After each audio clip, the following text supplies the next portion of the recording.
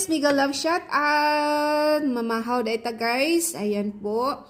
Oh, ito po ang niluto ko po guys. Ayan po yung broccoli na may pansit at saka ito naman is ginisang ampalaya na may itlog at saka ito naman nilagang green beans. Tapos ayan yung brown rice natin. So thank you Lord na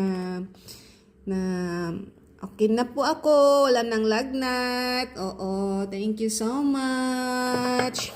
Ayan po mga idol, no? Kain na po tayo mga idol. Samahan niyo po ako sa aking lunch. Ayan po. Simple lang, pero masarap at masustansyang pagkain. Ayan. Kain na po tayo. Kain na, kain.